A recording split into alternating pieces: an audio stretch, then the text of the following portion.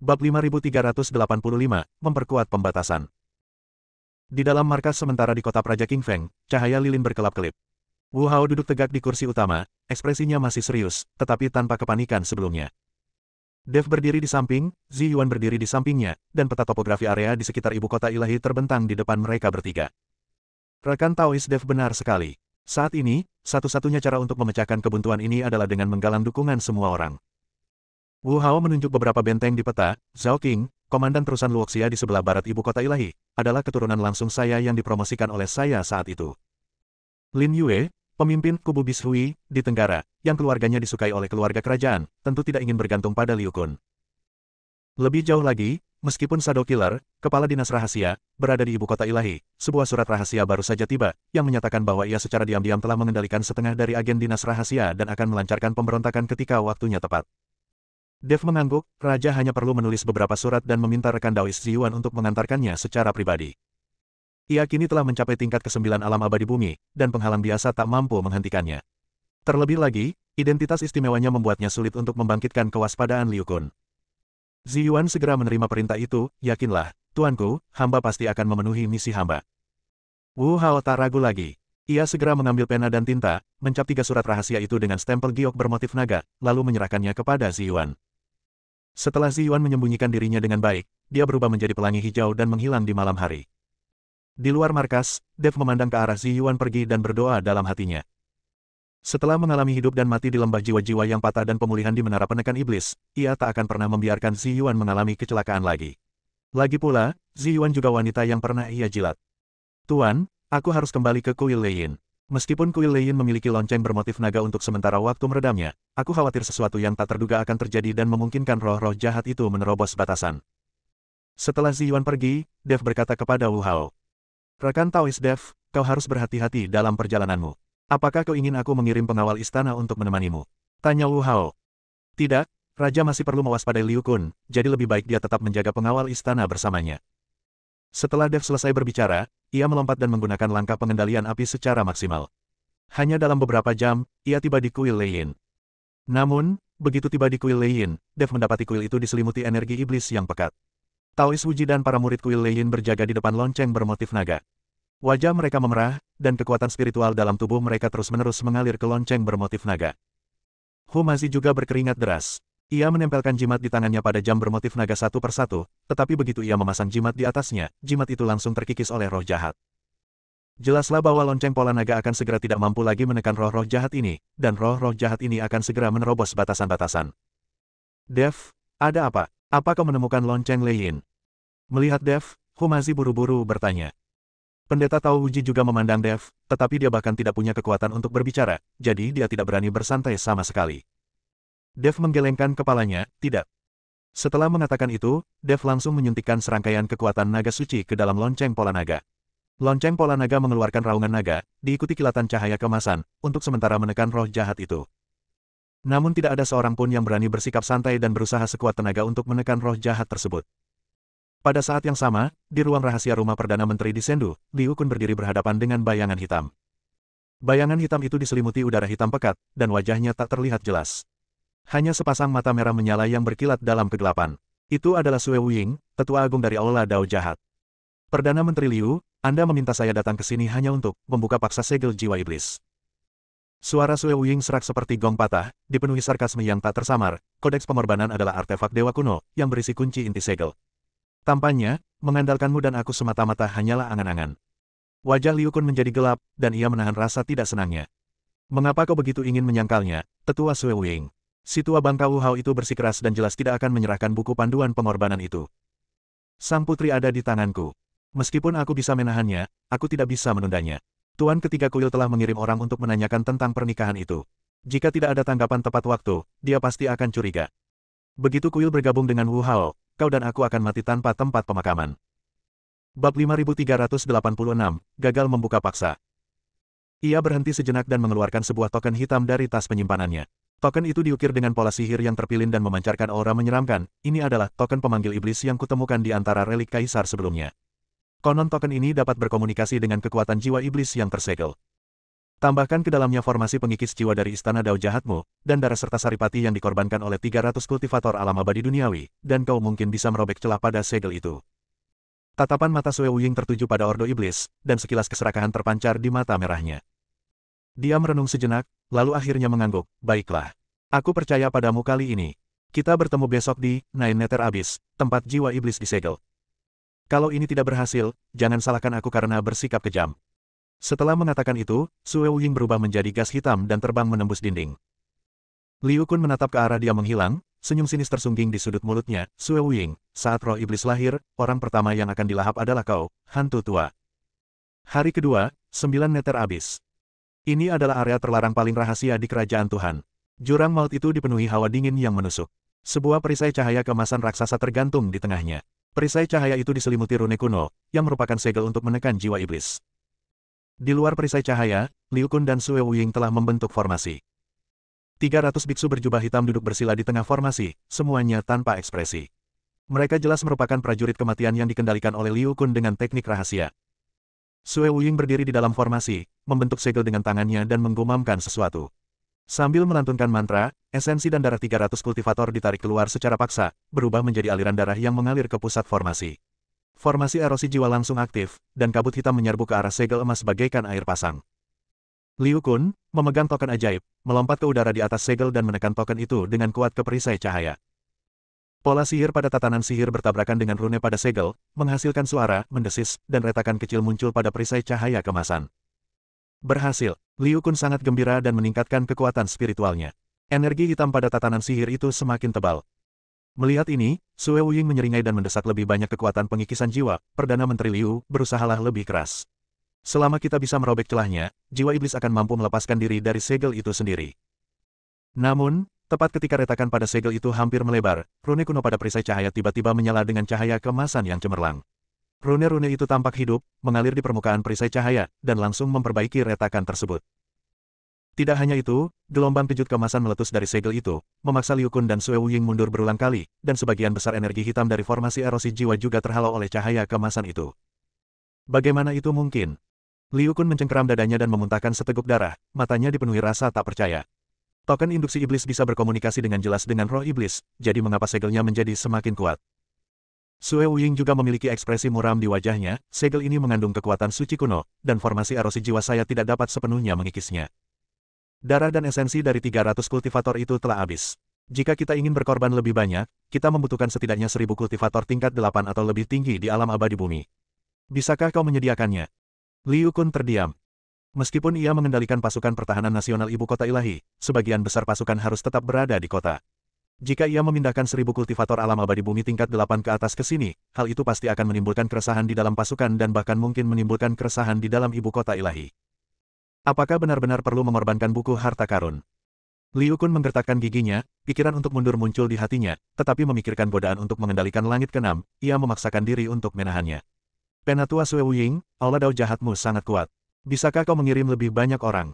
Setelah segelnya dibuka, kekuatan jiwa iblis akan terbagi rata. Sue Wuying mencibir, dibagi rata. Perdana Menteri Liu punya rencana yang bagus. Sejujurnya, tanpa buku panduan pengorbanan, kau bahkan tak bisa berpikir untuk membuka segelnya. Lagi pula, anggota elit aula jalan jahat tidak berada di surga ke-6. Jika kita kehilangan ribuan kultivator hanya karena roh-roh jahat ini, kepala aula tidak akan pernah mengizinkannya. Bab 5387, Terobosan Jiwa Iblis. Kata-kata Sue Wuying membuat Liu Kun tertegun sejenak. Ia hanya bisa menggertakkan gigi dan berkata, sepertinya aku masih harus bekerja lebih keras untuk sang putri. Aku akan membawa sang putri untuk berbicara dengan Wu Hao. Jika dia tidak menyerahkan buku pendeta, aku akan memperkosa putrinya tepat di depannya. Setelah mengatakan itu, Liu Kun pergi dengan marah, berencana untuk membawa sang putri untuk menemukan Wu Hao. Di dalam aula utama kuil Leiyin, udaranya stagnan seperti substansi. Kekuatan naga suci Dev dan kekuatan spiritual Taois Wuji, Humazi, dan sekelompok murid terus-menerus disuntikkan ke dalam lonceng berpola naga. Cahaya keemasan yang dipancarkan oleh badan lonceng bertabrakan hebat dengan energi iblis yang menyelimuti bagian luar aula, menghasilkan suara, berdengung, seolah-olah lonceng itu akan pecah kapan saja. Tidak, energi iblis semakin kuat. Humazi menyeka keringat di dahinya dan meletakkan jimat terakhir di tangannya pada lonceng bermotif naga. Jimat itu langsung terkikis menjadi abu oleh udara hitam. Roh-roh jahat ini sepertinya dipanggil oleh sesuatu dan semakin gelisah. Wajah Taois Wuji pucat pasi, energi spiritualnya hampir habis, dan suaranya serak, rekan Taois Dev, kekuatan lonceng pola naga hampir habis. Retakan pada segelnya semakin melebar, kita tidak bisa bertahan lebih lama lagi. Dev menggertakkan giginya dan mengeluarkan sisa kekuatan naga terakhir dari tubuhnya. Bayangan naga emas berputar di atas lonceng, dan cahaya kemasan itu untuk sementara menekan roh jahat itu. Namun dia dapat merasakan dengan jelas bahwa aura jahat yang keluar dari dalam segel itu semakin kuat, bagaikan seekor binatang raksasa yang telah tertidur selama-lamanya hendak bangun. Tiba-tiba, tanah bergetar hebat, seluruh kuil Lei Yin berada di ambang kehancuran, dan genteng-genteng di atap berjatuhan satu demi satu. Tanah tempat segel itu berada bergerak, dan retakan yang tak terhitung jumlahnya menyebar seperti jaring laba-laba. Energi iblis hitam pekat menyembur keluar dari retakan, langsung melahap cahaya kemasan di aula. Boom! Dengan suara keras yang mengguncang langit dan bumi, segel itu hancur total. Bayangan hitam yang tak terhitung jumlahnya melesat keluar dari celah-celah, dan jeritan serta raungan saling terkait membentuk gelombang suara yang menyeramkan. Jiwa-jiwa iblis ini memiliki bentuk yang berbeda-beda, ada yang seperti manusia tetapi bertaring, ada yang seperti binatang buas tetapi memiliki banyak lengan, dan mereka dikelilingi oleh udara hitam yang dapat menggerogoti kekuatan spiritual. Mereka adalah 100.000 jiwa iblis yang telah ditindas selama 10.000 tahun. Bersembunyi di lonceng berpola naga. Pupil mata Dev tiba-tiba mengecil, dan ia mengerahkan sisa tenaganya untuk mengaktifkan lonceng tersebut. Lonceng bermotif naga itu langsung membesar hingga puluhan kaki tingginya, menyelimuti Taois Wuji, Humazi, dan para murid yang masih hidup. Jiwa iblis menyapu lonceng berpola naga bagaikan air pasang. Rune-rune pada badan lonceng berkelap-kelip hebat, nyaris tak mampu menahan erosi energi iblis. Namun, pemandangan di luar kuil telah berubah total menjadi api penyucian, dinding kuil Lei Yin hancur berkeping-keping oleh roh iblis, dan gunung serta hutan di sekitarnya langsung menghitam oleh energi iblis, pepohonan layu, dan burung serta binatang meratap. Hanya dengan sebatang dupa, area dalam radius 100 mil di sekitar kuil Lei Yin menjadi wilayah iblis yang tandus. Yang lebih menakutkan adalah di antara 100.000 jiwa iblis, bayangan hitam yang tingginya 100 kaki perlahan-lahan mengembun, dan aura yang dipancarkannya sebanding dengan dunia peri manusia. Ia mengenakan mahkota taji tulang di kepalanya dan matanya seperti lubang merah. Ia tak lain adalah pemimpin jiwa-jiwa iblis, pemakan jiwa. Hahaha, sudah 10.000 tahun. Akhirnya aku keluar. Suara Soul Devourer bagaikan guntur, menggema di angkasa. Sampaikan perintahku, semua pasukan, serang, langsung menuju ibu kota ilahi. Selamatkan saudara-saudara kita yang tertindas di istana bawah tanah ibu kota ilahi, lalu taklukkan langit ke-6. Ikuti perintah Tuhan. 100.000 jiwa iblis meraung serempak, dan suaranya mengguncang langit dan bumi hingga berubah warna. Langit langsung tertutup awan gelap, diiringi kilat dan guntur. Hujan hitam bercampur energi iblis turun deras, dan energi spiritual langit ke-6 langsung menjadi keruh. Pada saat yang sama, Soul Devourer mengangkat tangannya dan menembakkan token hitam, yang berubah menjadi ribuan titik cahaya di udara dan tersebar ke seluruh penjuru surga ke-6, itulah Demon Gathering Order. Para pembudidaya iblis di surga ke-6 merasakan aura ordo pengumpulan iblis dan langsung mendidih karena marah. Entah itu para pembudidaya iblis yang bersembunyi di pegunungan terpencil dan hutan tua, atau mata-mata yang bersembunyi di kota-kota besar, mereka semua bergegas keluar dari tempat persembunyian, mengendalikan energi iblis dan bergegas menuju ke arah ibu kota suci. Bab 5388, Kepanikan. Ada cahaya fanatik di mata mereka, seolah-olah mereka melihat fajar para iblis yang menguasai surga ke-6.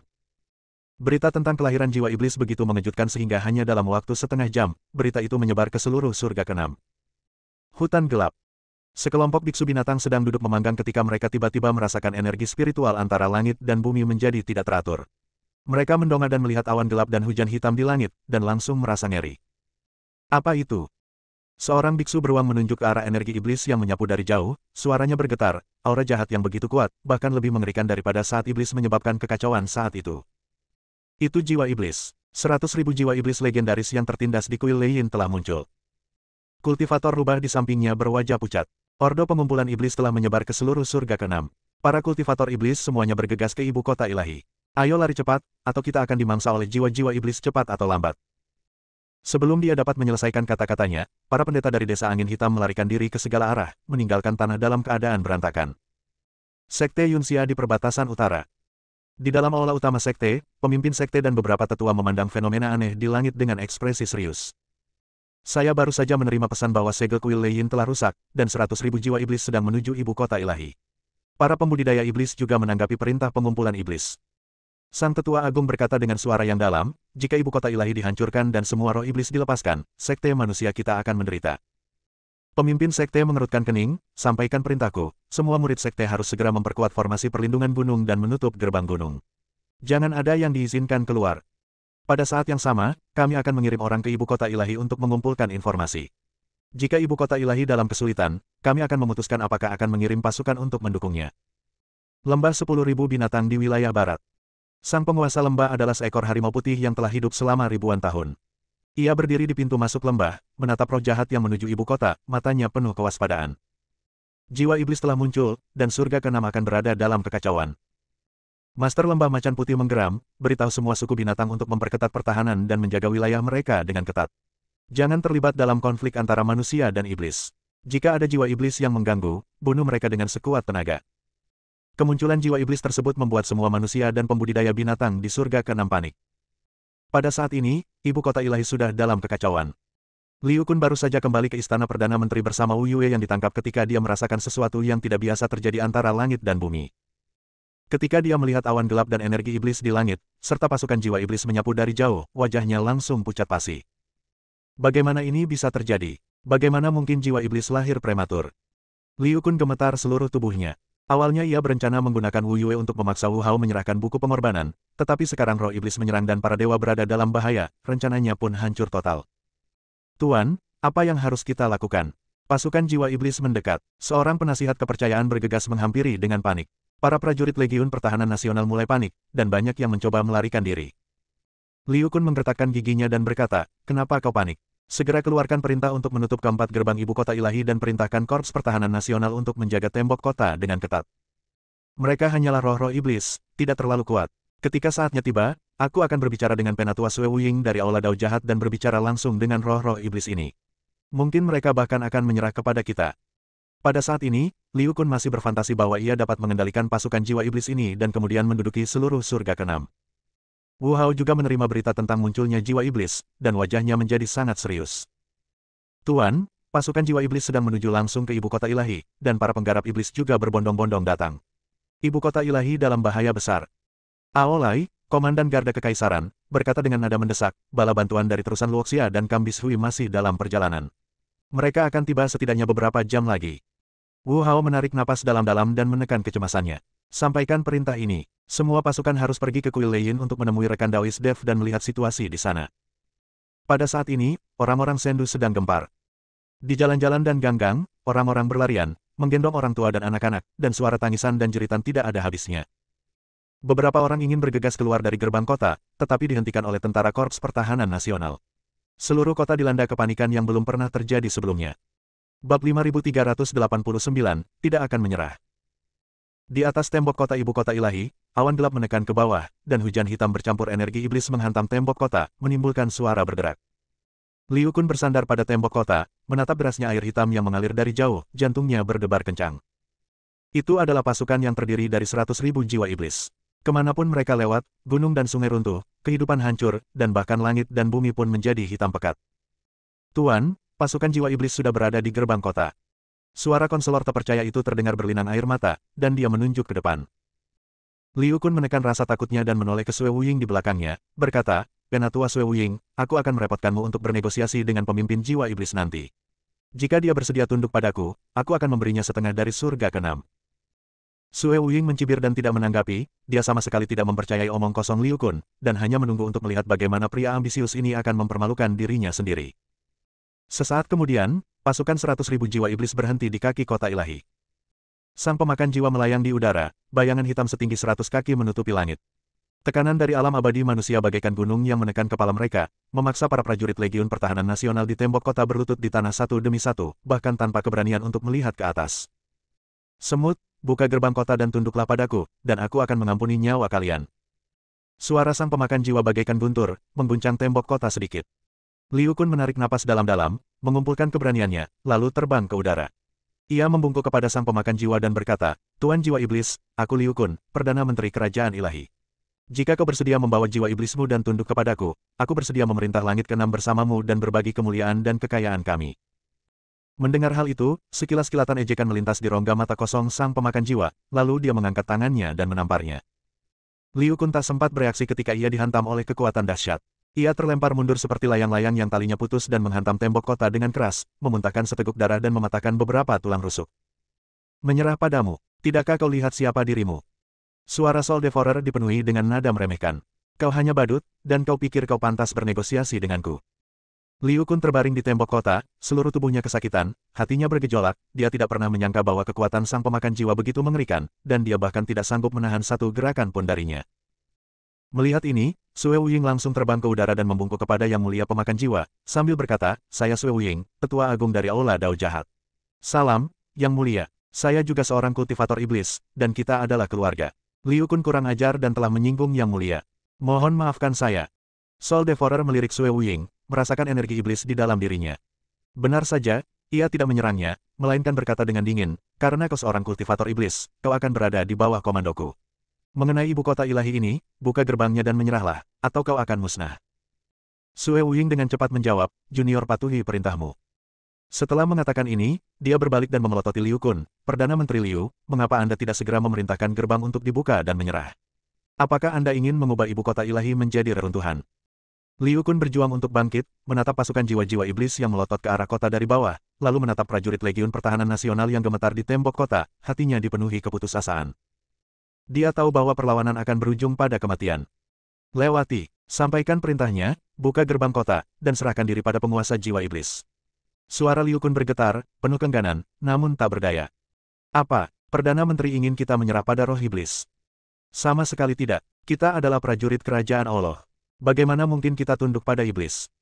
Sekalipun aku mati, aku akan melawan iblis." Begitu Liu Kun memberi perintah, para prajurit Legiun Pertahanan Nasional di tembok kota menjadi gempar.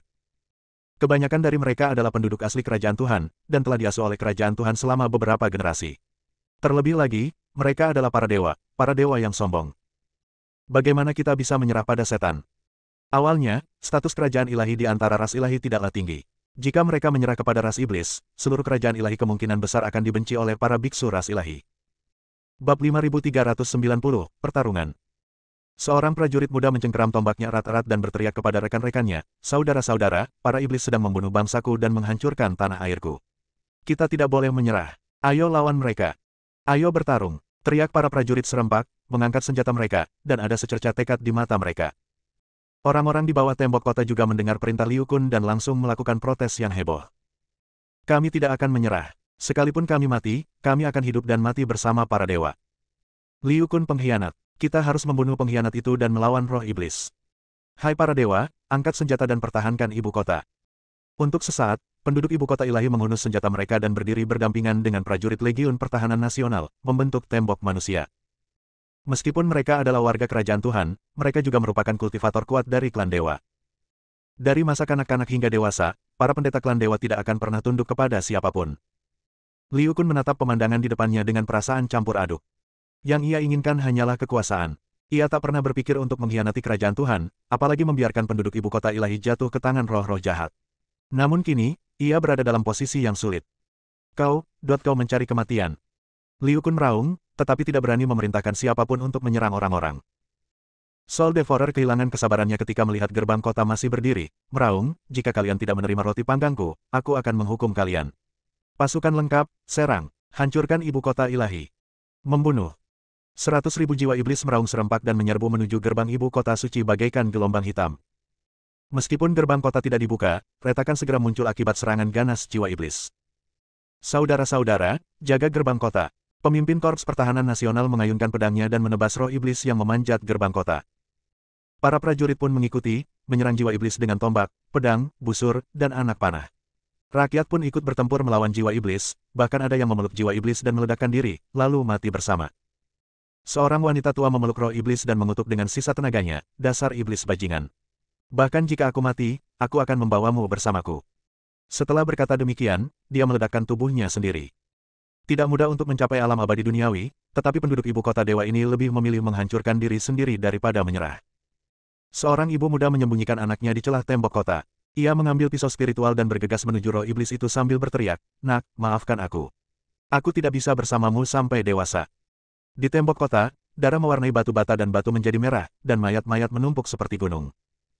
Para prajurit dan warga sipil Legiun Pertahanan Nasional maju satu demi satu, dan orang-orang terus berjatuhan, tetapi tidak ada seorang pun yang mundur. Mereka menggunakan hidup mereka untuk menunjukkan kesetiaan mereka kepada kerajaan Tuhan. Liu Kun berdiri di tembok kota, menatap pemandangan tragis di depannya, hatinya dipenuhi rasa bersalah dan kesakitan. Dia menutupi wajahnya dengan kedua tangannya, air mata mengalir di sela-sela jarinya, "Aku salah. Aku menyakitimu. Sue Wuying berdiri di samping, dengan senyum gembira di wajahnya. Ia mengeluarkan sebuah labu hitam dan dengan lembut menghisapnya ke arah medan perang, menyedot jiwa-jiwa prajurit dan warga sipil yang gugur ke dalam labu tersebut. Jiwa-jiwa yang telah mati ini mengandung kebencian yang kuat, yang merupakan bahan yang sempurna untuk mempraktikkan sihir. Hahaha, hebat, hebat, banyak sekali jiwa yang mati, cukup untukku menerobos. Tawa Sue Wuying penuh dengan kegilaan dan kekejaman. Setengah jam kemudian, gerbang ibu kota ilahi akhirnya berhasil ditembus oleh jiwa iblis. Tanpa perlindungan gerbang kota, roh-roh jahat mengalir ke ibu kota bagaikan air pasang dan mulai membantai warga sipil dan tentara dengan brutal. Di jalan, tangisan, jeritan, dan suara perkelahian saling terkait, dan rumah-rumah yang terbakar serta mayat-mayat bergelimpangan di mana-mana. Ibu kota ilahi, ibu kota makmur surga ke-6, langsung berubah menjadi neraka di bumi. Liu Kun terlatih-tatih menyusuri jalan, menyaksikan pemandangan yang sudah dikenalnya berubah tak dapat dikenali lagi, menyaksikan orang-orang mati secara tragis di bawah pisau jagal roh jahat, rasa bersalah dan putus asa dalam hatinya mencapai puncaknya. Bab 5391, Permintaan Maaf. Dia ingat bahwa demi kekuasaan, dia berkolusi dengan istana jahat, menculik sang putri, memaksa Wu Hao, dan bahkan ingin membuka segel jiwa iblis. Sekarang, semua ini telah menjadi pembalasan. Aku salah, aku benar-benar salah. Liu Kun bergumam pada dirinya sendiri, semangatnya diambang kehancuran. Tiba-tiba, dia teringat pada Putri Wu Yue yang dipenjara di Istana Perdana Menteri. Dia tiba-tiba tersadar dan berlari menuju rumah Perdana Menteri. Di Istana Perdana Menteri, Wu Yue diikat di tiang. Mendengar perkelahian dan jeritan di luar, ia dipenuhi kecemasan. Tepat pada saat itu, Liu Kun bergegas masuk. Yang mulia, silakan ikuti saya. Liu Kun melepaskan tali pada Wu Yue, berbicara dengan nada terburu-buru. Wu Yue tertegun sejenak, lalu menatapnya dengan dingin, Liu Kun, kenapa kau menyelamatkanku? Bukankah kau ingin memanfaatkanku untuk memaksa ayahku? Wajah Liu Kun menunjukkan sedikit rasa bersalah, Yang mulia, saya bingung. Saya turut berduka cita atas kerajaan Tuhan, turut berduka cita atas Yang mulia, dan turut berduka cita atas rakyat ibu kota ilahi. Aku tahu aku pantas mati, tetapi aku tidak ingin membuat kesalahan lagi. Cepat pergi, lari keluar kota, mungkin masih ada kesempatan untuk bertahan hidup. Wu Yue menatap penyesalan di mata Liu Kun, dan kebencian di hatinya sedikit berkurang, tetapi dia masih bertanya dengan waspada, mengapa kamu membantuku? Aku telah menyakiti banyak orang, dan ini satu-satunya cara untuk menebusnya. Liu Kun tersenyum pahit, mengeluarkan jimat giok komunikasi dari tas penyimpanannya, dan menyelipkannya ke tangan Wu Yue. Ini jimat giok komunikasi dari Departemen Investigasi Rahasia. Hancurkan, dan Sadokil akan mengirim seseorang untuk menjemputmu. Ayo cepat pergi, nanti terlambat kalau kita tidak pergi sekarang. Wu Yue ragu sejenak, tetapi akhirnya mengambil jimat giok dan mengangguk ke arah Liu Kun. Liu Kun, jaga dirimu. Setelah berkata demikian, dia berbalik dan berlari keluar rumah. Melihat kepergian Wu Yue, wajah Liu Kun menunjukkan sedikit kelegaan.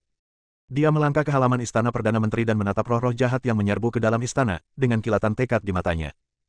Warga dan prajurit ibu kota ilahi, akulah Liu Kun yang telah berbuat salah kepada kalian. Hari ini, aku akan menggunakan hidupku untuk meminta maaf kepada kalian. Liu Kun berteriak keras, lalu mengalirkan kekuatan spiritual di tubuhnya, dan kekuatan spiritual di tubuhnya meletus seperti gunung berapi. Sue Wuying mendengar suara itu dan bergegas menghampiri. Melihat tindakan Liu Kun, ia langsung terkejut. Liu Kun, kau gila. Hentikan. Liu Kun mengabaikannya, membungkuk dalam-dalam ke arah ibu kota ilahi, dan kemudian tiba-tiba meledakkan dantiannya. Boom! Dengan suara keras, tubuh Liu Kun berubah menjadi cahaya menyilaukan, menyapu seluruh rumah Perdana Menteri. Jiwa-jiwa iblis di dekatnya ditelan oleh kekuatan ledakan itu, dan Sue Wuying juga terdorong mundur oleh gelombang kejut, wajahnya penuh dengan kengerian. Setelah ledakan itu, rumah Perdana Menteri menjadi reruntuhan dan sosok Liu Kun menghilang sepenuhnya. Dia membayar harga kesalahannya dengan nyawanya sendiri, dan juga memberi waktu bagi Wu Yue untuk melarikan diri. Pada saat ini di ibu kota, pembantaian masih berlangsung. 100.000 roh jahat mendatangkan malapetaka di kota, dan hampir semua prajurit dan warga sipil kerajaan Tuhan terbunuh atau terluka. Sue Wuying memandangi mayat-mayat dan jiwa-jiwa yang mati di seluruh tanah, dan senyum puas muncul di wajahnya. Di luar kuil Leiyin, roh jahat belum sepenuhnya hilang. Tanah suci Tao yang dulu populer kini telah hancur. Tanah ditutupi dengan tanda-tanda hitam korosi, dan energi iblis yang tersisa masih tersisa, bahkan udara dipenuhi dengan bau amis yang menjijikkan. Ketika Wu Hao tiba bersama para pengawal istana, ia melihat pemandangan yang begitu memprihatinkan. Semua orang membeku di tempat, wajah mereka penuh keterkejutan. Apa yang sebenarnya terjadi? Suara Aolai, komandan pengawal kekaisaran, bergetar. Ia tak pernah membayangkan kuil Leiyin, yang telah mampu menekan roh jahat selama ribuan tahun, akan menjadi seperti ini. Wu Hao berjalan cepat menuju lonceng berpola naga yang diselimuti cahaya kemasan, dan dari kejauhan dia bisa melihat Dev, Taois Wuji, dan Hu Mazi di dalam lonceng tersebut. Bab 5392, Panggilan. Dia berteriak keras, teman kecil Dev. Master Daois Wuji, apa kabar?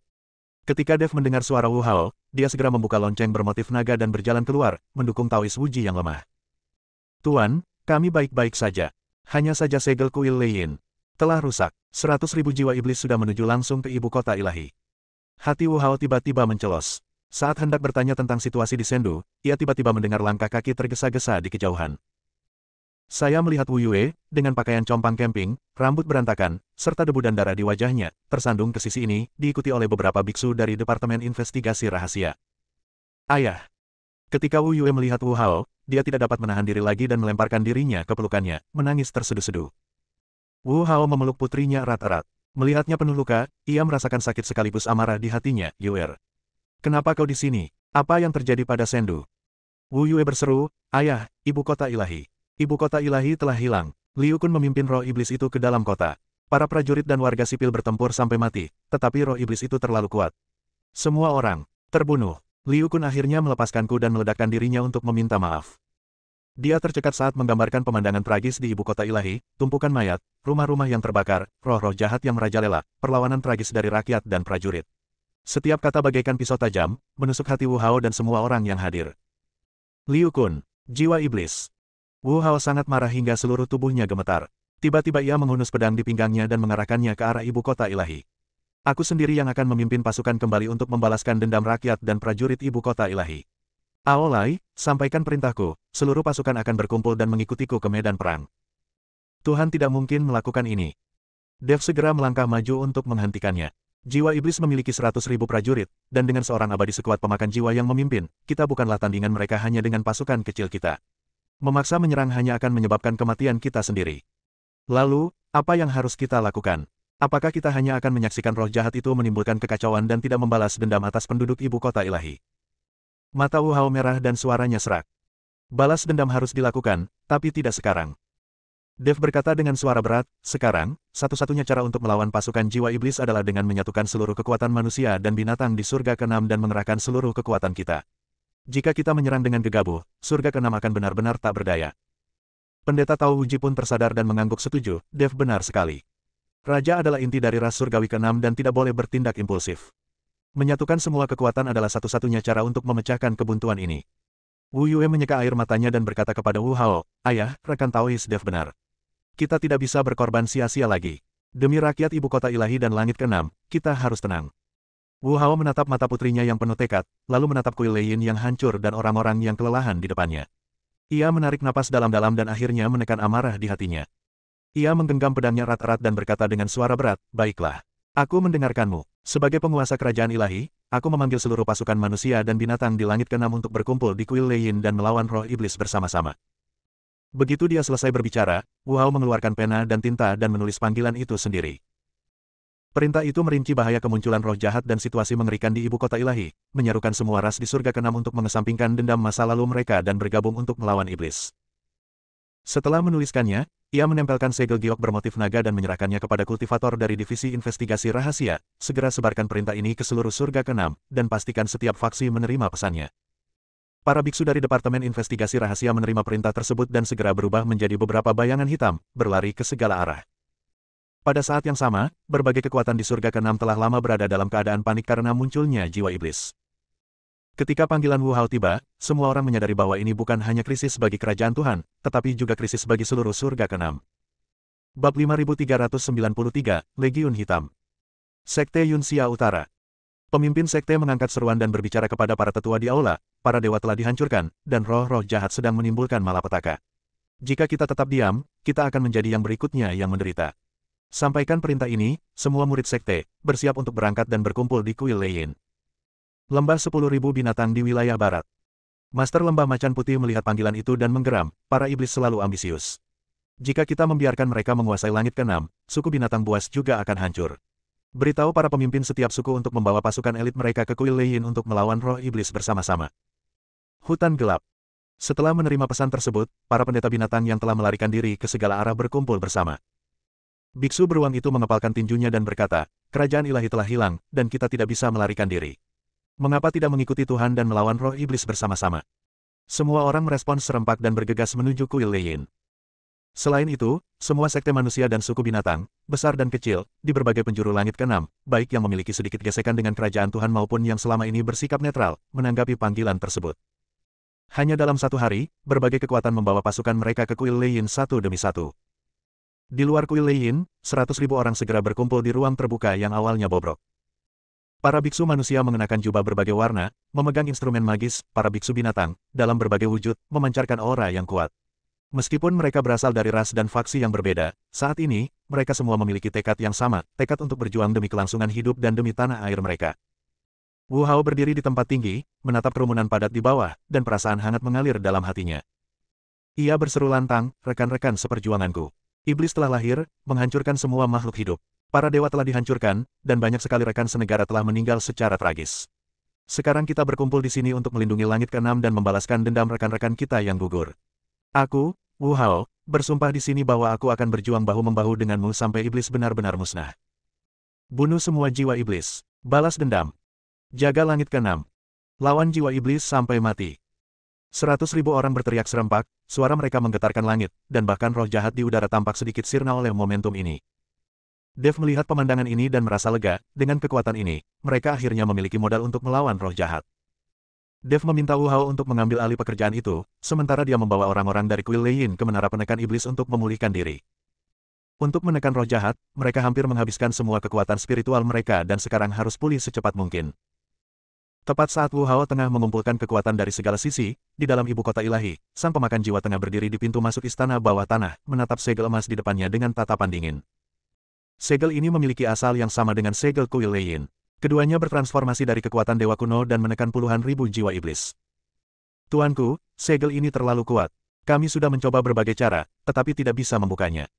Seorang tetua pembudidaya setan membungkuk dan berkata. Pemakan jiwa mendengus dingin, tidak berguna. Bahkan segel pun tidak bisa dihancurkan. Dia mengangkat tangannya dan menamparkan segel itu. Perisai cahaya keemasan itu bergetar hebat, tetapi tetap tidak bergerak. Sue Wuying berdiri di samping dan berkata dengan hati-hati, Tuanku, segel ini sama dengan segel kuil Leyin. Segel kuil Leyin longgar karena tidak ada lagi lonceng Leyin. Namun, patung segel sendu selalu ada di sana. Untuk membuka segelnya, Anda membutuhkan buku pendeta. Sekarang ibu kota ilahi telah dihancurkan, Wu Hao telah menghilang. Dia pasti bersembunyi. Bagaimana kalau kita cari Wu Hao dan paksa dia menyerahkan buku panduan pengorbanan? Niat membunuh terpancar dari rongga mata kosong Soul Devourer, baiklah. Karena Wu Hao adalah penguasa kerajaan ilahi, dia pasti tidak akan menyerah begitu saja. Sampaikan perintahku, semua jiwa iblis dan kultivator iblis berkumpul, cari Wu Hao. Jika dia menyerahkan buku panduan pengorbanan, aku akan mengampuni nyawanya, jika dia menolak, aku akan membunuh semua kultivator kerajaan ilahi. Ikuti perintah ilahi. Tak lama kemudian, pasukan jiwa iblis yang berjumlah 100.000 dan puluhan ribu pembudidaya iblis yang menanggapi perintah pengumpulan iblis berkumpul bersama untuk membentuk pasukan hitam yang lebih besar lagi. Bab 5394, Orang Tua Itu. Setelah mengetahui bahwa Wu Hao berada di kuil Leyin, ratusan ribu pasukan berbaris menuju kuil Leyin. Kemanapun pasukan iblis itu lewat, gunung-gunung dan sungai-sungai berubah warna, rumput-rumput dan pepohonan menjadi layu, energi iblis yang pekat menutupi langit, bahkan awan-awan gelap di langit pun menjadi semakin gelap. Di dalam kuil Leyin, kultivator yang bertugas pengintaian bergegas menghampiri dan berkata kepada Wu Hao, Tuan. Ini gawat. Pasukan jiwa iblis dan puluhan ribu iblis sedang menuju ke arah kita dan diperkirakan akan tiba dalam sehari. Wajah semua orang tiba-tiba berubah. Meskipun mereka telah mengumpulkan 100.000 orang, menghadapi 100.000 jiwa iblis, puluhan ribu pembudidaya iblis, dan pemakan jiwa dari alam manusia abadi, hasilnya masih tidak dapat diprediksi. Wu Hao mengepalkan tinjunya dan berkata dengan suara berat, rekan-rekan Taoisku, pasukan jiwa iblis telah tiba. Pertempuran hari ini adalah tentang bertahannya surga ke-6. Mereka yang bersedia berjuang bersamaku, ikutilah aku untuk menghadapi musuh. Kami bersedia berjuang bersama Raja. Semua orang menjawab serempak, tanpa ada yang mundur. Pada saat ini, Dewa Pemakan Jiwa telah berubah wujud menjadi seorang anak kecil, menunggangi kepala singa yang tingginya 100 kaki. Di belakang sang dewa diikuti oleh dua lelaki tua yang memegang pedang, dan di sebelahnya adalah tetua agung dari Aula Dao Jahat, Sue Wuying.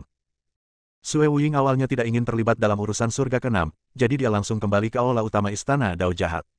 Tidak mungkin Dewa Pemakan Jiwa akan mengejarnya. Namun, karena mengira saat itu akan terjadi perang besar di surga ke-6 dan akan ada banyak sekali jiwa yang mati, Sue Wuying memutuskan untuk tetap tinggal dan menolong tuan ini. Penatua Wuying, siapa orang terkuat di surga ke-6? Tuhan bertanya. Dia telah ditindas selama ribuan tahun, dan langit ke-6 telah lama berganti dinasti. Ini bukan lagi eranya. Sue Wuying merenung sejenak dan berkata, yang diketahui adalah Wu Hao, penguasa kerajaan ilahi, telah mencapai puncak tingkat pertama alam abadi manusia. Oh, apakah ada kekuatan yang tidak diketahui? Tanya sang dewa penasaran. Yang tak dikenal itu adalah Master Chu, leluhur kuil Leiyin. Dia telah menghilang selama hampir 10.000 tahun. Ada juga jenius Bisman Bai Hesong, yang telah menghilang selama bertahun-tahun.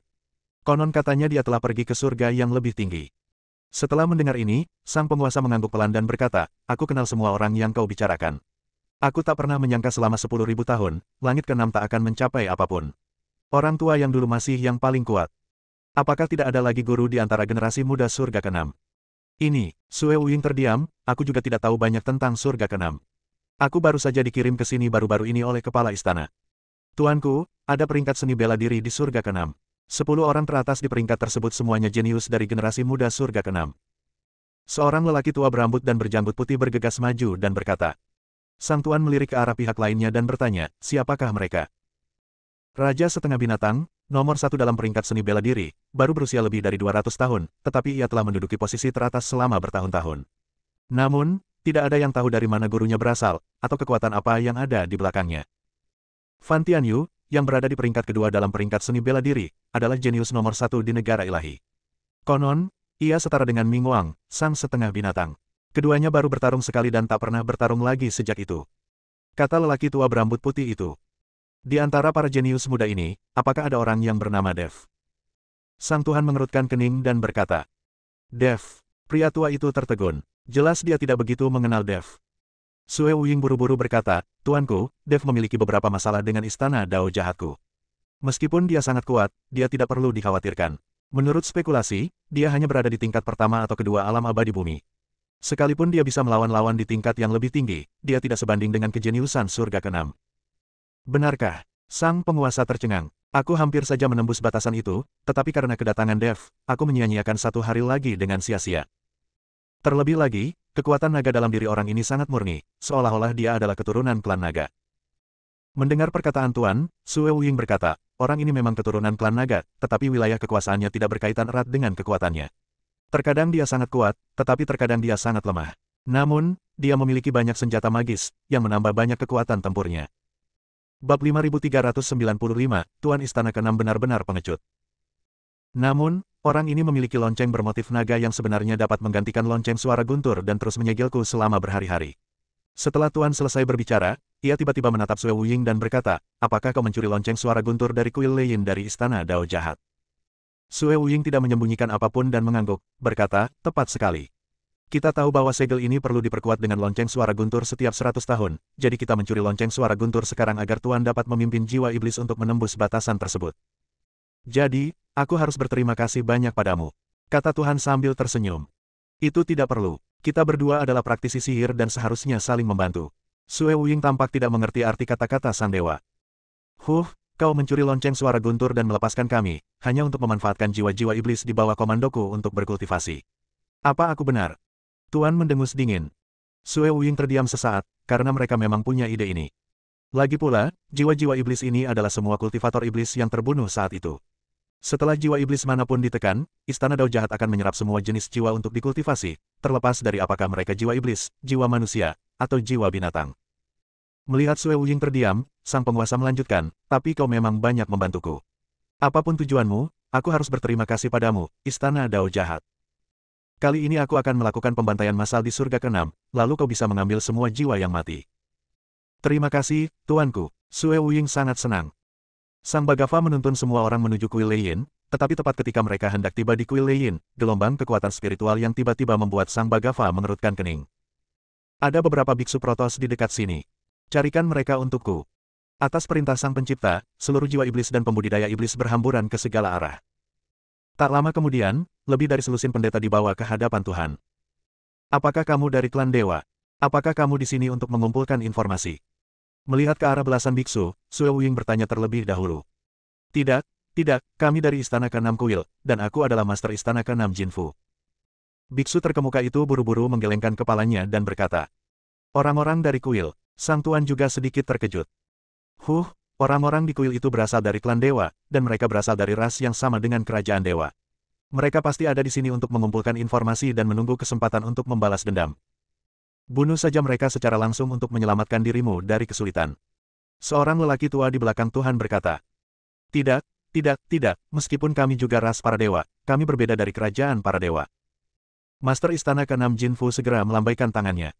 Sue Wuying juga buru-buru berkata, apakah kalian orang-orang dari Master Istana ketiga? Tidak buruk. Jin Fu mengangguk. Aku Sue Wuying, sesepuh Aula Jalan Jahat. Sue Wuying memperkenalkan dirinya.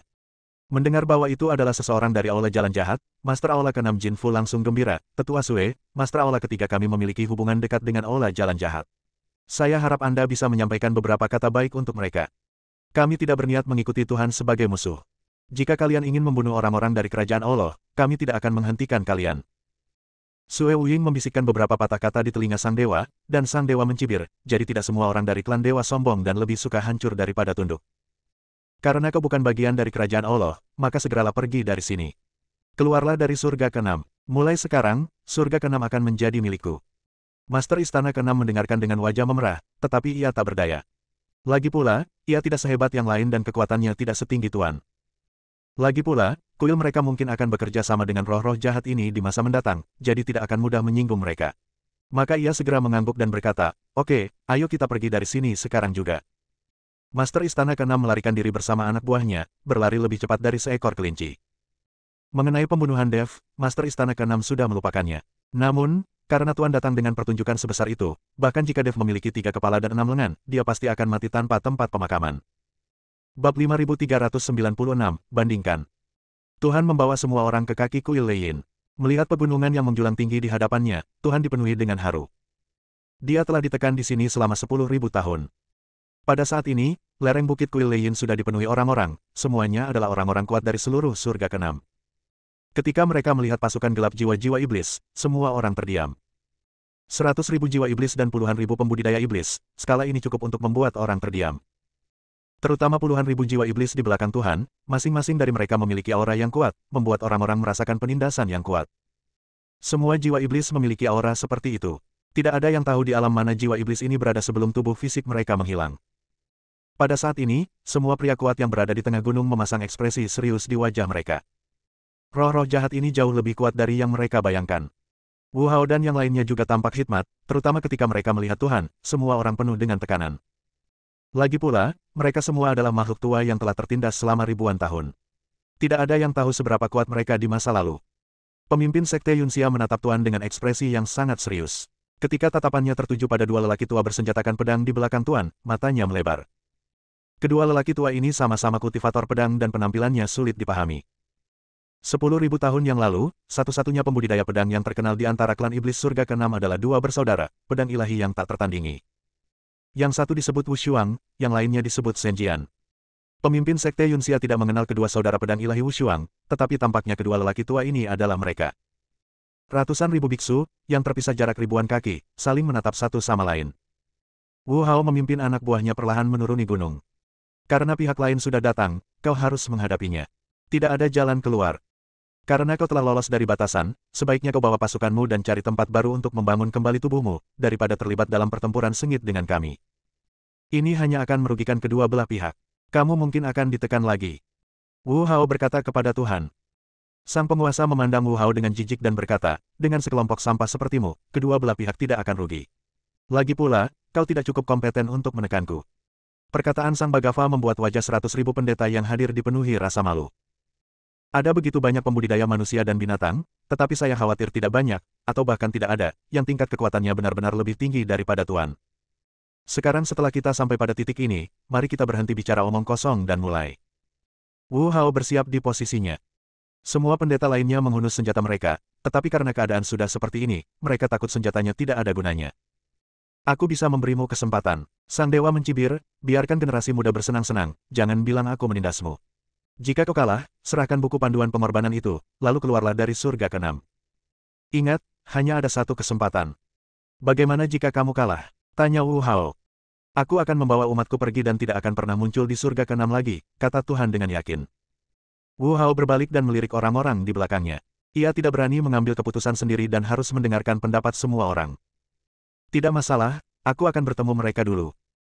Seorang pria berpakaian hijau melompat ke hadapan Wu Hao dan berkata, "Tuan, izinkan aku bertemu dengan para pembudidaya iblis ini dan biarkan mereka merasakan tinju besiku yang tak terkalahkan." Wu Hao melihat seseorang berdiri, jadi dia mengangguk dan menatap Tuan dan berkata, "Baiklah." Sang Tuan tertawa, dan tawanya sangat angkuh dan kejam, seolah-olah akhir cerita telah ditentukan. "Tuanku, saya pergi dulu." Seorang pemuda berpakaian putih berdiri. Ia mengenakan pakaian putih yang berkibar dan tampak seperti seorang abadi. Ia sama sekali tidak terlihat seperti seorang kultivator iblis. "Kamu," sang Tuan menatap pemuda berpakaian putih itu. "Tuan muda Sekte Tianluo, Mubei." Pria muda berpakaian putih itu memperkenalkan dirinya. "Wah, kau sedang mencari kematian." Pria berbaju biru itu mencibir. Bab 5397, jangan datang ke sampah. Mubei melirik pria berbaju biru itu tanpa berkata apa-apa. Sebaliknya, ia tiba-tiba menghilang. Wus! Tak seorang pun bisa melihat dengan jelas apa yang terjadi. Pria berbaju biru itu tiba-tiba terbelah menjadi dua, dengan darah dan organ dalamnya berserakan di tanah. Melihat pemandangan ini, semua orang menjadi serius. Kultivator iblis muda di depannya sebenarnya sudah berada di level ke-9 alam abadi duniawi. Dengan kekuatan semacam ini, seseorang dapat menjadi pemimpin sekte di surga ke-6. Mubei muncul, melirik Wu Hao dan yang lainnya, lalu berkata dengan tenang, "Sebaiknya kalian kirim orang-orang yang cakap, bukan orang-orang sampah." "Aku akan melakukannya." Seorang pemuda tiba-tiba jatuh dari langit. Melihat pemuda ini, seseorang di kerumunan segera berkata, "Leng Yun, yang berada di peringkat kelima dalam daftar seni bela diri." Kelima dalam daftar seni bela diri. Daftar seni bela diri ini hanya mencakup kultivator dari ras manusia dan binatang. Ras iblis tidak terlibat, dan ras manusia dan binatang tidak akan bermain bersama ras iblis. Bahkan jika seorang pembudidaya iblis mencapai alam surgawi, statusnya masih agak rendah. "Tolong ajari aku." Leng Yun membungkuk dan berkata, "Peringkat seni bela diri itu sampah." Suara Mubei terdengar pelan di tengah medan perang, tetapi bagaikan tamparan di wajah semua kultivator tingkat 6. Mata Leng Yun berkilat, dan kekuatan spiritual di sekitarnya tiba-tiba meledak. Aura tingkat ke-8 alam abadi bumi menyapu bagai angin kencang. Pedang panjang di tangannya berdengung, dan lapisan tipis es mengembun di pedang itu, pedang Han Xiao, lah yang membuatnya terkenal. "Berhenti bicara omong kosong dan tunjukkan pada kami yang sebenarnya." Leng Yun mengetuk tanah dengan jari kakinya dan menyerbu Mubei bagai anak panah dari busur. Pedang panjangnya membelah udara, meninggalkan bekas putih dingin dan menusuk jantung Mubei. Pedang ini secepat kilat, dengan sudut yang licik. Bahkan Wu Hao pun tak kuasa menahan anggukan, pedang yang cepat sekali. Akan tetapi, tidak tampak ketakutan di wajah Mubei, bahkan sedikit pun ada nada sarkasme. Tepat ketika ujung pedang hendak menyentuh pakaiannya, ia tiba-tiba bergerak ke samping, menghindari pedang itu seperti hantu. Pada saat yang sama, tangan kanannya berubah menjadi cakar, mencengkeram pergelangan tangan Leng Yun dengan energi iblis yang kuat. Terlalu lambat. Leng Yun terkejut dan segera menghunus pedangnya untuk menangkis. Dengan suara, dentang, yang nyaring, pedang panjang itu bertabrakan dengan cakar iblis. Leng Yun hanya merasakan kekuatan yang sangat besar datang, lengannya mati rasa, dan ia mundur 3 langkah sebelum sempat menstabilkan tubuhnya. Ia menunduk dan melihat retakan kecil pada bilah pedang Han Xiao. Pupil matanya tiba-tiba mengecil, energi iblis yang begitu kuat. Senang mengetahuinya. Belum terlambat untuk memohon belas kasihan sekarang. Mubei terus maju, energi iblisnya mengembun menjadi tombak hitam di telapak tangannya. "Tapi aku tidak tertarik membiarkanmu hidup." Sebelum dia selesai berbicara, Mubei sudah menusukkan tombaknya. Tombak hitam itu mengeluarkan suara tajam saat menembus udara. Kemanapun tombak itu lewat, udara terkikis dengan suara mendesis. Leng Yun tak berani gegabah, ia mengerahkan seluruh kekuatan spiritualnya untuk meresapi pedang dan menggunakan jurus terkuatnya, 9 jurus Han Xiao. Gerakan pertama, ribuan mil es. Pedang panjang diayunkan, dan bayangan pedang di langit berubah menjadi kristal es dan menyapu ke arah Mubei. Kristal-kristal es membeku begitu menyentuh tanah, seketika membentuk lapisan es tebal di tanah, bahkan udara pun tampak membeku. Mubei mendengus dingin, mengayunkan tombaknya, dan energi iblis hitam melonjak keluar seperti air pasang, langsung menghancurkan kristal-kristal es. Sepele, ia melompat dan menusukkan tombaknya ke arah Leng Yun dari atas ke bawah. Energi iblis di ujung tombak itu mengembun menjadi wajah hantu yang mengerikan, mengeluarkan jeritan melengking. Gerakan kedua, salju turun di 1000 gunung. Leng Yun mengangkat kepalanya dan mengayunkan pedangnya. Cahaya putih cemerlang memancar dari pedang, dan ki pedang berbentuk kepingan salju yang tak terhitung jumlahnya muncul dari udara tipis dan menghantam wajah hantu itu. Suara ledakan, bang bang bang, terdengar silih berganti, dan gelombang udara menyapu ke segala arah, mengangkat debu di sekitarnya. Para pendeta di lereng bukit memperhatikan dengan saksama sambil menahan napas. Pemimpin Sekte Yunxia mengepalkan tinjunya, Leng Yun sudah berusaha sekuat tenaga, tapi Mubei masih bisa mengatasinya dengan mudah. Kultivator iblis ini terlalu kuat. Bab 5398, itu tidak ada hubungannya denganmu. Master Lembah Macan Putih berkata dengan suara rendah, seorang kultivator iblis tingkat 9 di alam abadi bumi dianggap yang terbaik di antara generasi muda. Leng Yun berada satu alam kecil di bawahnya, jadi terlalu sulit baginya untuk mengalahkannya. Di medan perang, wajah Leng Yun semakin pucat. Meskipun 9 gaya Han Xiao kuat, masing-masing gaya menghabiskan banyak energi spiritual, sementara energi iblis Mubai tampaknya tak ada habisnya, dan serangannya menjadi semakin ganas. Gaya ke-9, Frost Sky Break. Leng Yun meraung dan menyuntikkan sisa kekuatan spiritualnya ke dalam pedang. Pedang itu berubah menjadi naga es raksasa dan menerkam Mubai dengan taring dan cakarnya yang terbuka. Ini adalah serangan terkuatnya dan juga kartu truf terakhirnya. Jejak kesungguhan terpancar di mata Mubai, lalu senyum kejam muncul di sudut mulutnya. Dia menusukkan tombaknya ke tanah dan membentuk segel dengan tangannya, pemakan jiwa bayangan iblis. Energi iblis hitam menyeruak keluar dari tubuhnya, mengembun menjadi bayangan hitam bengkok yang tak terhitung jumlahnya, bertarung dengan naga es. Meskipun naga es itu kuat, bayangan hitam itu bagaikan belatung di tulang tarsalnya, terus-menerus menggerogoti tubuhnya dan segera menggerogoti naga es itu hingga berkeping-keping. Engah! Leng Yun memuntahkan seteguk darah dan tubuhnya gemetar. Naga es itu dikalahkan dan kekuatan spiritualnya habis sepenuhnya. Mubai perlahan berjalan ke arah Leng Yun, tombaknya diarahkan ke tenggorokannya. Kubilang, peringkat di daftar seni bela diri itu sampah. Berhenti. Wu Yue tidak dapat menahan diri untuk tidak berteriak, namun dihentikan oleh Wu Hao. Wajah Wu Hao serius, ini duel yang adil, kita tidak bisa ikut campur. Leng Yun menggertakkan giginya dan berusaha keras untuk berdiri, tetapi mendapati dirinya tidak berdaya sama sekali. Dia menatap mata Mubai yang dingin, hatinya dipenuhi kebencian, namun tak berdaya. Mati. Mubai menusukkan tombaknya ke depan, dan tombak itu, dengan aura mematikan, menembus jantung Leng Yun.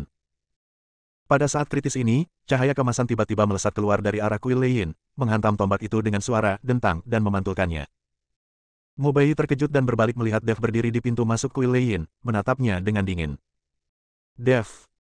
Sue Wuying mengucapkan hal ini sambil menggertakkan gigi, sekilas ketakutan terpancar di matanya. Mubai mengerutkan kening, siapa kau? Beraninya kau merusak kebaikanku.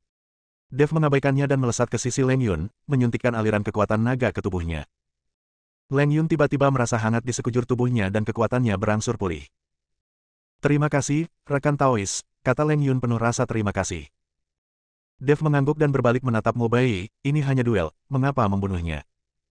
Mubai mendengus dingin, pecundang tidak punya hak untuk bertahan hidup. Benarkah? Mata Dev berubah dingin, dan aura kuat terpancar dari tubuhnya. Kalau begitu aku ingin melihat apakah kau punya kemampuan untuk membuatku mati juga. Hati Mubai bergetar, ia bisa merasakan aura Dev sangat kuat, bahkan lebih kuat darinya. Tetapi bagaimanapun juga, dia adalah seorang kultivator iblis tingkat 9 di alam abadi bumi, dan dia bukanlah seseorang yang bisa diintimidasi. Dia mencengkeram tombaknya erat-erat dan menatap Dev dengan waspada, kau ingin membelanya. Aku tidak membelanya, tapi aku tidak ingin melihat siapapun membunuh orang tak bersalah di hadapanku. Dev berkata dengan tenang, jika kamu ingin melanjutkan kompetisi, aku bisa bermain denganmu. Mubai hendak setuju namun dihentikan oleh Soul Devourer. Soul Devourer menatap Dev, sekilas keraguan terpancar di matanya, apakah kamu dari klan naga? Itu tidak ada hubungannya denganmu, kata Dev dingin. Pemakan jiwa tersenyum dan berkata, menarik. Setelah 10.000 tahun, seekor naga dari surga ke-6 telah muncul. Namun, duel hari ini belum berakhir. Jika kau ingin bertarung, tunggu sampai orang-orang kita selesai bertarung. Dev melirik Wu Hao, dan ketika dia melihat Wu Hao mengangguk, dia minggir. Leng Yun juga dengan bijaksana kembali ke titik tengah gunung. Mubai melirik Dev dengan penuh kemenangan, lalu berteriak kepada para biksu di tengah gunung, siapa lagi yang ingin naik dan mati. Para pendeta di lereng bukit saling berpandangan dengan bingung, dan tak seorang pun berani melangkah maju dengan gegabah. Bab 5399, aku meremehkanmu. Leng Yun sudah berada di peringkat kelima dalam daftar seni bela diri. Bahkan dia kalah telak, yang lain yang naik peringkat akan mati sia-sia. Wu Hao melihat pemandangan di depannya dan merasa sangat cemas. Jika tak ada yang bisa mengalahkan Mubai, mereka tak punya pilihan selain menyerahkan buku panduan pengorbanan sesuai kesepakatan dan meninggalkan surga ke-6. Ia menyapukan pandangannya ke kerumunan, akhirnya tertuju pada Ziyuan. Ziyuan berdiri di tengah kerumunan saat ini, ekspresinya tenang, tetapi ada tekad yang terpancar di matanya. Dia merasakan tatapan Wu Hao, mendongak ke arah Wu Hao, dan mengangguk. Ziyuan, aku serahkan padamu, kata Wu Hao lembut. Ziyuan melintas dan datang ke tengah medan perang. Dia menatap Mubai dan berkata ringan, aku akan bermain denganmu. Ketika Mubai melihat Ziyuan, kilatan keterkejutan melintas di matanya, tetapi kemudian berubah menjadi penghinaan, ternyata seorang wanita. Sepertinya kau benar-benar tidak punya siapa-siapa. Ziyuan tidak marah, dia hanya menatapnya dengan tenang, apakah tidak ada orang di sana atau tidak, kamu akan tahu setelah kamu bertarung. Baiklah, aku akan menunjukkan betapa kuatnya aku. Mo Bei mencengkeram tombak itu erat-erat dan menyerbu ke arah Ziyuan. Tubuh Ziyuan bergoyang, dan dia dengan mudah menghindari serangan Mo Bei. Entah kapan, sebuah pedang hijau muncul di tangannya. Saat ia mengayunkan pedang itu, aura segar terpancar, sangat kontras dengan aura iblis Mo Bei. Hah, Mo Bei terkejut. Kau juga berada di tingkat ke-9 alam abadi duniawi. Ziyuan tidak menjawab, tetapi mengambil inisiatif menyerang. Pedang panjang itu melesat bagai ular hijau dari gua, menusuk tenggorokan Mo Bei. Mo Bei segera menarik tombaknya untuk menangkis, dan keduanya langsung bertempur. Saat bilah hijau dan tombak hitam bertabrakan, suara dentuman logam yang tajam bergema di seluruh lembah.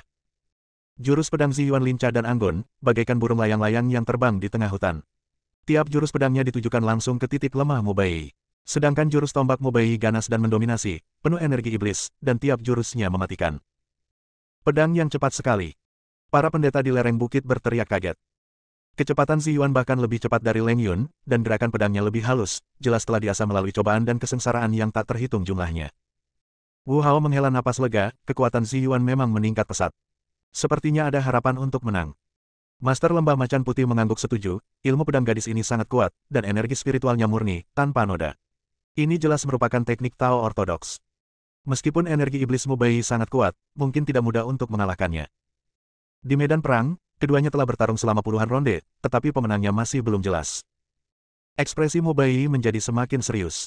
Awalnya ia mengira Ziyuan hanyalah seorang kultivator tingkat 9 biasa di alam abadi bumi, tetapi ia tidak menyangka kekuatannya begitu kuat. Sepertinya aku meremehkanmu.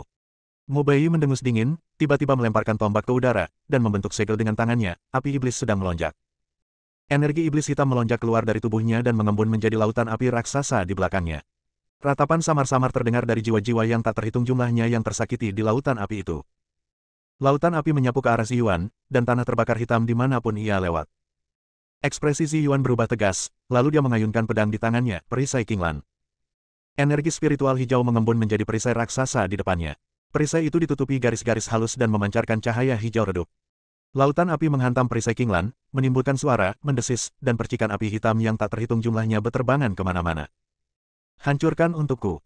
Mo Bei meraung, meningkatkan energi iblisnya. Kekuatan lautan api semakin kuat, dan pola pada perisai Qinglan perlahan mulai kabur. Butiran keringat halus mengucur dari dahi Ziyuan. Ia bisa merasakan energi iblis Mo Bei sangat aneh. Energi itu tidak hanya kuat, tetapi juga membawa kekuatan korosif yang terus-menerus menggerogoti energi spiritualnya. Kita tidak bisa lagi bersikap pasif defensif. Ziyuan berpikir dalam hati, lalu tiba-tiba menarik perisai Qinglan. Ia melesat dan melesat ke arah Mo Bei bagai anak panah. Bab 5400, menang. Pedang panjang di tangannya berubah menjadi petir biru dan menusuk jantung Mo Bei. Mo Bei tidak menyangka Ziyuan tiba-tiba melepaskan pertahanannya dan mengambil inisiatif menyerang. Ia terkejut dan mencoba menghindar dengan cepat. Namun kecepatan Ziyuan terlalu cepat, dia tidak sempat bereaksi dan hanya bisa menyaksikan pedang itu menembus jantungnya. Engah. Pedang panjang itu menusuk bahu Mo Bei, dan darah langsung menyembur keluar. Mo Bei menjerit dan tiba-tiba mundur, memberi jarak antara dirinya dan Ziyuan. Kau berani menyakitiku. Mo Bei memegang bahunya, matanya penuh dengan niat membunuh. Ziyuan menarik kembali pedangnya dan berkata dengan dingin, kau yang meminta ini. Aku akan membunuhmu.